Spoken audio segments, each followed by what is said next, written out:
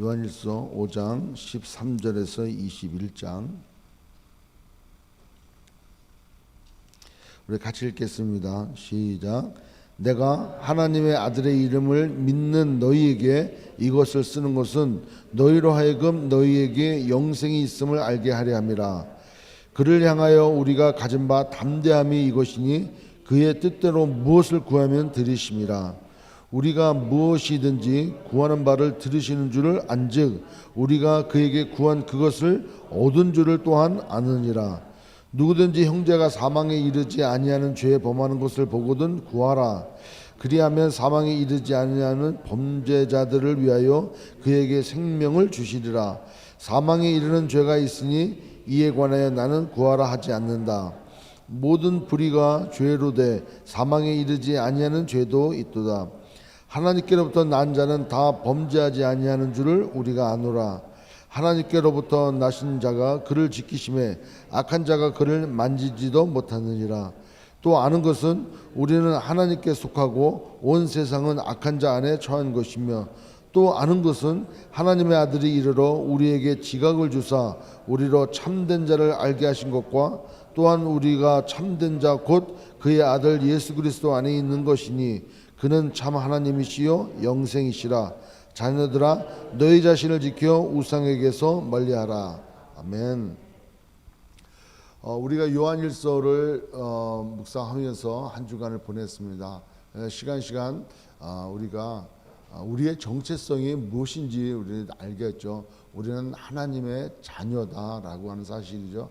하나님의 자녀가 되기 위해서는 예수가 그리스도이심을 믿어지게 되어지고, 또 예수가 그리스도이심을 믿어지는 것은 나의 공로와 노력과 지혜와 지식이 아니라, 내 경험과 경륜이 아니라 바로 성령님께서 우리 안에 오셔서 예수를 그리스도로 증거해 주신다는 거죠. 그 예수 그리스도가 우리 땅에 우리의 안에 성령으로 오신 그 사람은 그 안에 생명이 있다라고 어제 말씀에 5장 12절에 보면은 아들이 있는 자에게는 생명이 있고 하나님의 아들이 없는 자에게는 생명이 없느니라. 그래. 예수님께서는 빛이시고 생명이시기 때문에 그렇다는 거죠. 아멘. 그리고 하나님은 사랑이시라는 거예요. 하나님의 사랑이시는 것을 어떻게 드러내냐 하면은 우리가 죄인 되었을 때, 그러니까 즉 우리가 잘한 것도 없고 하나님을 향하여 뭐 올바르게 한 것도 없고 하나님이 보시기에 참 정말 괜찮다라고 하실 만한 구석이 1도 없는 그런 성경 가운데 하나님께서 자기의 독생자를 우리에게 보내시고 그가 우리의 죄를 위하여 십자가에서 죽으신 것으로 우리에 대한 그 사랑을 확증하셨다는 거죠. 그러니까 그 사랑은 조건을 보고 사랑하는 것이 아니라, 그 자기의 기준이 아니라 그 사람의 형편을 보고 그냥 덮어주는 것이 사랑이라는 것을 우리로 하여금 깨닫게 해주셨다는 거죠. 따라서 그 사랑을 받은 우리는 그 사랑의 속성대로 우리도 형제를 사랑하게 되어 있다는 거죠. 하나님으로부터 성령을 받았고 하나님으로부터 생명을 받았고 하나님으로부터 사망에서 생명으로 옮겨졌고 어두운 가운데서 빛으로 나아가졌고, 또 우리 지식과 우리의 실력으로 살았던 모든 것을 떠나 성령님께서 오셔서 성령님의 인도하심대로 계명을 지켜가는 그런 삶을 살아가는 사람들은 반드시 드러나는데, 뭘로 드러나느냐? 형제를 사랑하는 것으로 드러나게 되어 있다는 거죠. 따라서 이웃사랑은 곧 하나님 사랑이고 하나님 사랑은 곧 이웃사랑이다. 그런데 이웃만 사랑한다고 하나님을 사랑하냐? 그건 아니죠. 조건이 하나님 사랑하는 자자. 그죠? 하나님 사랑할 때 이웃사랑은 자연히 따라오는 거예요. 그런데 이웃을 사랑한다고 하나님을 사랑할까? 그것은 또 별개라는 거죠. 왜냐하면 인간적으로 이웃을 사랑하는 사람들이 얼마나 많습니까? 하나님과 상관없이 지금도 온 세상에 나가서 이웃을 위하여 구제하고 구호하고 자기 몸을 들여서 불살릴 정도로 한다는 거예요. 그런데 사랑이 없으면 아무것도 아니라는 거예요. 그 사랑은 바로 하나님의 사랑이라고 하는 것이죠. 따라서 이 자리에 앉아 계신 우리 모두는 하나님의 사랑이 있는 줄 믿습니다. 그렇기 때문에 오늘 13절에 뭐라고 합니까? 내가 하나님의 아들의 이름을 믿는 너희에게 이것을 쓰는 것은 너희로 하여금 너희에게 영생이 있음을 알게 하려 함이라는 거예요. 우리가 하나님의 자녀라면 영생이 있다는 거예요. 너희가 안에 성령이 계시다면 그는 너에게 영생이 있다는 거죠. 왜냐하면 생명 되신 예수가 있으니까. 여러분 요한복음 20장 31절 한번 보십시오. 요한복음 20장 31절에 그렇게 말씀해요. 오직 이것을 기록함은 너희로 예수께서 하나님의 아들 그리스도이심을 알게 하려 함이요 또 너희로 믿고 그 이름을 힘입어 생명을 얻게 하려 함이니라. 이 예수 그리스도가 영생이라는 거예요. 예수 그리스도를 소유했다면 생명이 있고 영생이 있어요. 이것을 너에게 쓰는 것은, 이 성경을 너에게 쓰는 것은 너에게 영생이 있다는 것을 알게 하려 함이라는 거죠. 여러분, 우리 모두에게 영생이 있습니다. 우리 모두에게 예수 그리스도가 계십니다. 우리 모두에게 성령님이 계십니다. 우리 모두에게 하나님의 사랑이 있습니다. 아멘. 그것을 거부하는 것, 그게 성령 모독죄라는 거예요. 왜? 성령께서 증거하시지 않습니까? 여러분, 마태복음 12장 31절에 마태복음 12장 31절에 그러므로 내가 너희에게 이르노니 사람에 대한 모든 죄와 모독은 사하심을 얻되 성령을 모독하는 것은 사함을 얻지 못하겠고, 성령을 모독하는 죄는 어떤 죄일까? 이게 참 난죄로 되어 있어요. 근데 가만히 묵상하면 그럴 것 같아. 하나님이 세상을 이처럼 사랑하사 독생자를 주셨다는 거죠. 그죠? 그러니까 하나님께서 이 세상 모든 것을 사랑하셔서 독생자를 주셨는데 우리의 의지대로, 우리의 의도대로 그것을 거부하는, 성령의 오심을 거부하는 그런 것 아니겠까? 이런 생각을 가져요. 우리의 유혹당하고 미혹당하고 했던 죄는 우리가 회개하고 나가도 된다 그랬잖아요. 그러니까 그와 같은 죄는 사심을 받을 수 있겠지만 성령께서 오시는, 내가 문 밖에서 문을 두드리느니 누구든 내 음성을 듣고 문을 여는 자는 내가 들어가 그와 더불어 먹고 그는 나와 더불어 먹으리라. 문을 안 여는 사람들에 대해서는 성령 모독죄죠. 성령께서 들어가셔서 너에게 영생을 주겠다고 말씀하시는데 애시당초 문을 닫아버리고 모독하고 말도 안 되는 소리라고 이렇게 얘기하는 불신의 가운데는 사하심을 받지 못한다는 거죠. 성령이 들어가지 아니하고 성령께서 임하지 아니하고 어떻게 죄사함이 있습니까? 아멘. 그러니까 내가 죄사함을 받았다의 증거는 성령이 내 안에 계시다는 거라는 거죠. 근데 그것이 거부되어져 버리면은, 그 성령을 모독하면은, 무슨 성령이 무슨 죄사함을 주시오, 무슨 예수 그리스도가 죄사함을 주시오, 이렇게 얘기되어지면 그 자체가 죄라는 거죠. 그건 사하심을 받을 수가 없는 거죠. 그 어떤 것들로 우리가 죄사함을 받을 수 있겠냐라고 하는 것이죠. 따라서 요한일서 우리가 여태까지 묵상한 것 중에 정말 귀한 것은 사랑인 거예요. 사랑. 우리가 작년에도 연말에도 늘 말씀을 증거할 때 사랑에 대해서 말씀을 증거했어요. 정말 우리가 그리스도인이라면 사랑해야 된다. 그죠? 또 사랑해야 되는 것이 아니라 그리스도인이기 때문에 우리가 사랑합시다, 이게 아니라 우리가 그리스도인이면 당연히 사랑한다라는 거예요. 믿으십니까? 예, 그 말씀에 방점이 찍혀 있다는 거죠. 사랑이 없는 사람들은 사랑할 수가 없다는 거죠. 오늘 매일매일의 삶에 우리가 일률적으로 성령 충만함을 가질 수가 없어요. 성령 충만하지 않으니까 사람들이 자꾸 이상하게 보이고 내 기준에 맞춰서 자꾸 맞추려고 그러고, 그러니까 자꾸 내 뜻대로 안 되니까 사랑이 안 되는 거예요, 이게. 그런데 그럴 때마다 내가 깨닫는 것은, 내 마음에 미움이 자꾸 일어나는구나. 내 마음에 자꾸 판단이 되어지는구나. 내 마음에 자꾸 비교가 되어지는구나. 이런 마음이 들 때 뭐가 없다? 성령 충만함이 없다. 하나님의 사랑이 충만치 않는다. 그때는 어떻게 해야 된다고요? 회개해야 돼.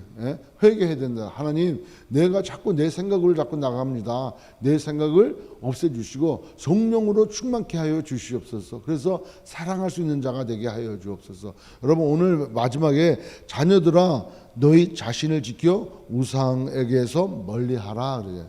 너희 자신을 지키라는 거예요. 이 얘기는 하나님의 사랑을 다시 받으라 이 말씀이 아니에요. 너희에게 뭐가 있음을 믿으라는 거예요. 13절에 너에게 영생이 있음을 알라는 거예요. 너희에게 영생이 있음을 알라는 거예요. 예수를 믿고 있는 너희에게 영생이 있다. 그러면 사랑하게 돼 있다. 그런데 그것이 우상 때문에, 우상이 자기가 우상이 될 수 있고 물질이 우상이 될 수 있고 세상의 기준 이런 것이 나의 우상이 되어질 수 있기 때문에 하나님보다는 그걸 따르다 보니까 그것이 육신의 정욕, 안목의 정욕, 이생의 자랑으로 나오는 거 아닙니까? 근데 그쪽으로 빠지다 보니까 하나님의 사랑을 드러내야 되는, 우리는 하나님의 영광이라 그랬지 않습니까? 누가 세상 사람들이 하나님을 어떻게 합니까? 우리를 보면 알아야 돼. 교회를 보면 알아야 돼. 그래서 우리는 하나님의 영광이야. 하나님의 빛이야 우리는. 아멘. 예, 그런데 우리가 사랑하지 않는다면은 그게 말이 안 맞는다는 거예요. 예? 그러니까 우리에게 영생이 있다라는 것을 우리가 믿는다면은 우상을 멀리하라는 거예요. 아까 같이 얘기하는 그런 여러 가지들을 멀리하고 자신을 지키라는 거예요. 그것들에 미혹당하지 말고 공격당하지 말고 유혹당하지 말고 하나님의 말씀을 지키고 그 사랑을 지키고 그리고 늘상 형제를 사랑하는 교회를 사랑하는 하나님이 기뻐하신 일들에 자신을 드리라는 거예요. 그래서 자신을 지키라는 거예요. 그 자신의 성령이 내 안에 계셔서 그 아름다움을 드러내시는 그 지금 역사심이 있는데 그것을 자꾸 막으려고 하지 말고 미혹당하지 말고 유혹당하지 말고 당시에 있었던 영주의자들이라든가 이단이라든가 이런 것들에 현혹되지 말고 뭔가 새로운 게 있을까, 뭔가 뭐 엄청난 게 있을까, 뭔가 신비로운 게 있을까, 그런 것에 미혹당하지 말고 자기의 마음을 지키라는 거예요. 아멘. 그러므로 하나님의 사랑으로 충만하라. 그럴 때 너희들이 기도하면 응답이 된다는 거예요. 왜? 내 뜻대로 기도하지 아니하고 하나님 뜻대로 기도하니까. 또 그럴 때 우리에게 세상을 이길 힘을 준다는 거예요. 왜? 내가 못 이기니까. 모든 것들이 세상은 악한 것이라 그러지 않습니까? 악한 것에 의해 대적할 수 있는 힘은 우리에게는 없어요. 우리 안에 계신 성령님께서만, 하나님의 능력이시기에 하나님께서만 그것을 이겨가게 할 수 있다는 거죠. 따라서 우리가 기도 응답은 어떤 식으로 나오냐? 내가 지금 이 기도의 제목이 육신의 정욕이냐, 나의 유익이냐, 이것으로 기도하느냐, 아니면 하나님의 뜻에 맞는 기도를 하고 있느냐. 언젠가 말씀드렸지 않습니까? 한나가 기도해. 예? 무엇을 위해 기도합니까? 기도 제목은 아들을 달라는 거예요. 아들. 하나님의 영광에 위해서가 아니라 아들을 달라는 거예요. 그래 앉아가지고 아들을 달라고 기도하는 거예요. 분이나 때문에 속상해서 못 살겠습니다. 남편이 나한테 잘해주면 뭐합니까? 뭐 분이나보다도 분깃을 10번 줘도 뭐합니까? 아들 주십시오. 아들이 없으면은 이거 완전히 그냥 아닙니다. 달라고. 그러다가 어디까지 기도가 됩니까? 그 기도가 어떻게 변하나요? 하나님도 이 세대에 하나님을 사랑하고 하나님의 믿고 맡길 수 있는 하나님의 아들이 없군요까지 가게 되어지는 거죠. 그래서 하나님의 마음을 알게 되어지고 내 뜻을 내리고 하나님 뜻대로 구하게 되어진다는 거예요. 여러분 우리 기도가 그렇게 되는 줄 믿습니다. 그래서 결국에는 뭐 어떻게 기도가 됩니까? 하나님께서 내게 아들을 주시면 그 아들을 하나님께 드리겠습니다. 내게 아들을 줘서 이 모멸과 이 수치를 면케해 주십시오. 이렇게 기도가 되다가 나의 기도가 하나님께로 향하여 하나님의 원하시고 하나님이 기뻐하시고 하나님의 안타까우신 일에 내가 그렇게 들어지게 하여 주옵소서. 이 기도로 바뀐다는 거예요. 여러분 우리의 기도가 나의 육신의 정욕과 아니 내가 그거를 알음에도 불구하고 인정이 안 돼. 아니야 다른 사람은 육신의 정욕이고 안목의 정욕이고 이생의 자랑을 위하여 구하는 것 같지만 나는 아니야. 근데 가만히 보면은 그 범위에 들어간단 말이에요.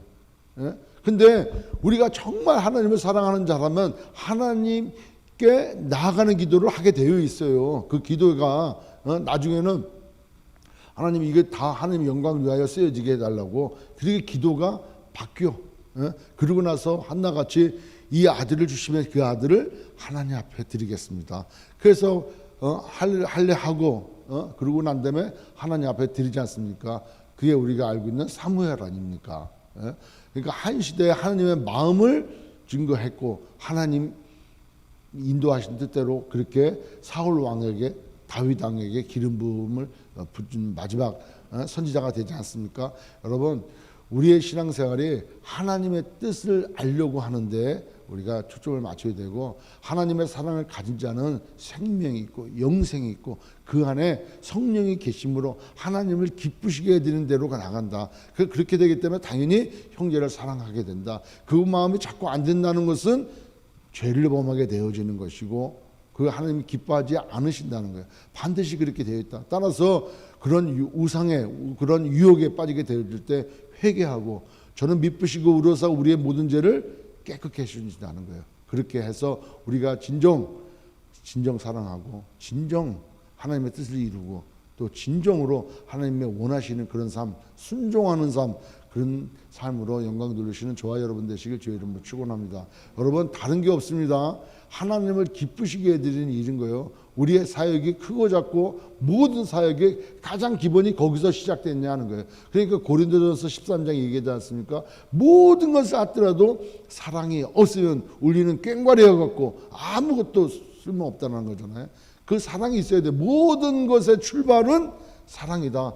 기도도 전도도 삶도 사역도 여러분 우리가 오래 사는 게 중요한 게 아니라 그 사랑으로 얼마나 사느냐가 중요한 거예요.